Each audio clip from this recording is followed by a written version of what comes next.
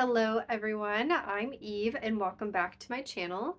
Today we are actually discussing the final chapter as well as the conclusion of History of Yoga All Started on a Stone by Ramis Kachar.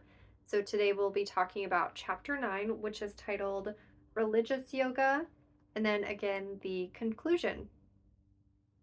Ramis starts this chapter out with a little bit of a reminder that yoga in the past was very much a spiritual practice that was used to connect the self with the universal self. And I'm going to read a quote from Ramis here. And this is on page, let my Kindle load. It is on page 94 and it's the beginning of chapter 9. To ancient yogis, the universal self was basically the part of us that is connected to all other living things on this planet. It was about the belief that we are all, in some way, connected to one another. It was later developed into the universal self as a way of differentiating our interconnectedness and our individuality.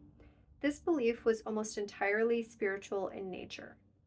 Continuing with that thought, Ramis wants to make it clear that spirituality and religion, although sometimes lumped together, they are different from one another.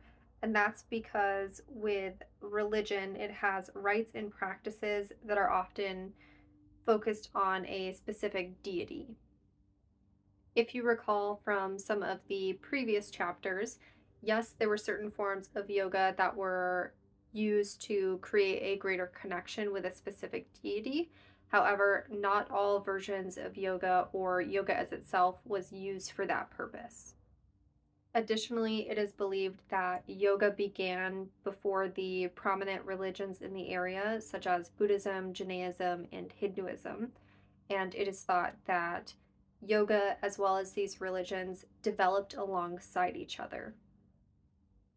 Yoga can certainly be integrated into these different religions and, in fact, other religions such as Christianity and Islam. And Ramis will speak more about that later on in the chapter.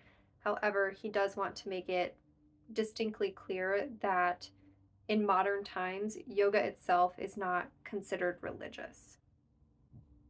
The first portion of the chapter, Ramis talks about yoga as a spirituality and dives back into the yamas and niyamas and really how the eight-limbed path of yoga is all about coming back to yourself as well as your connection to the universe or the universal self. The next topic of this chapter is Christianity and yoga, and Rama specifically talks about holy yoga, which was founded and created by a Christian yoga teacher named Brooke Boone, and has the belief that your intention behind how you practice yoga and why you're practicing yoga are what define it for you and your purposes. Additionally, Boone and Ramis both see similarities between the eight-limbed path of yoga and the Bible. For Boone, it's really more about using yoga as a tool to become closer to God, whereas for other people who look at yoga as more of a spiritual practice, it is a philosophy on how to live your life. And coming back to those similarities, the overlapping life philosophies include nonviolence to all living beings, truthfulness, non-stealing, fidelity, and non-attachment to material things. Another religion that Ramis talks about is Islam, and Ramis does make it clear that there are certain places where it would be considered a crime to practice yoga because it is thought that yoga is turning people away from Allah. However, there are also places who use yoga to allow them to become closer to Allah. And what they do is they remove the different aspects of yoga that interfere with their belief system. Just like with Christianity, Islam and yoga have similar philosophical beliefs in the idea of nonviolence, truthfulness, and so on and so forth.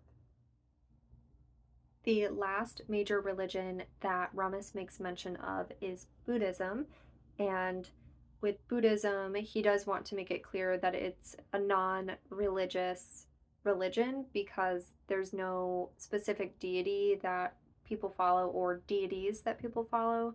It's more of the spiritual path on how to live your life. Yoga and Buddhism both developed at the same time period and in the same region, so there is a lot of overlap. In fact, every time I try to say the eight limbed path of yoga, I have to keep myself from saying the eightfold path because that's where my brain goes is the eightfold path rather than the eight limbs of yoga.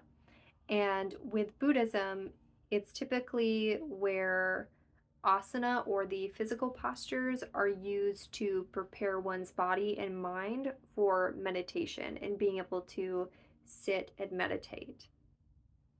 The last part of chapter 9 is talking about following your own path, and if you choose to bring yoga into your life, that it is adaptable so you're able to take what you need from it and then also leave the things that you don't need from it.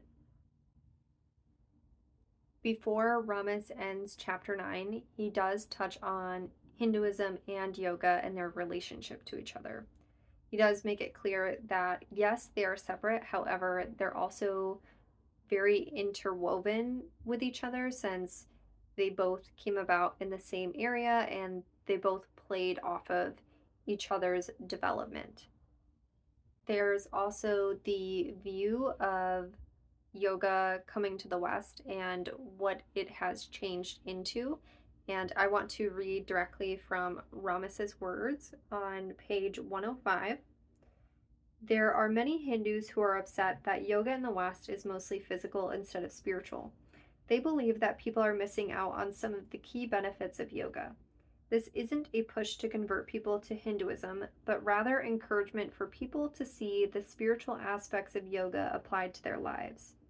Hopefully, this book can help you see the spiritual benefits of yoga if you choose to pursue that path.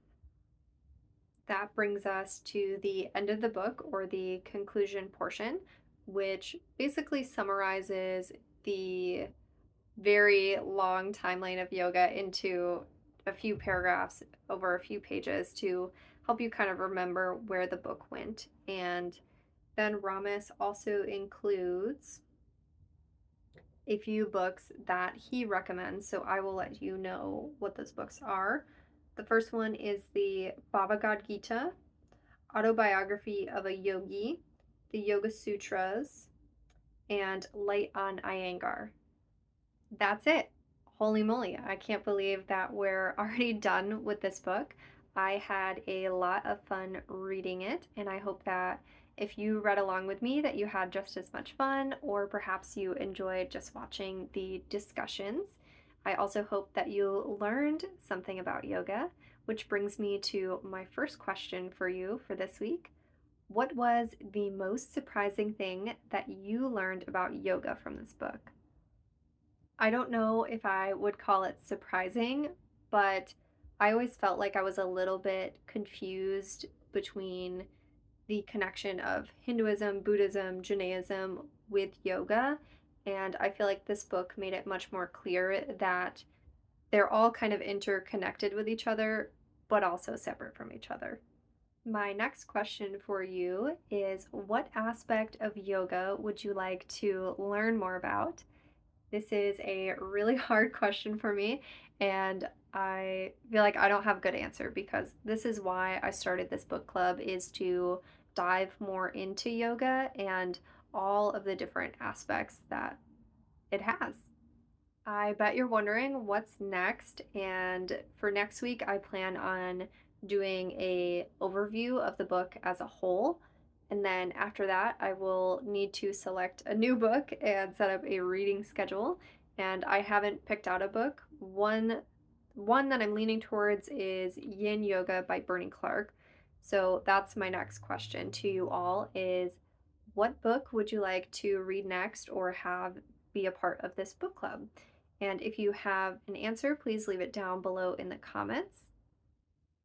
Thank you so much for watching. If you want to stay up to date with the book club, or you're looking to start practicing the asana side of things, then hit the subscribe button. I'll see you all next week for the History of Yoga review.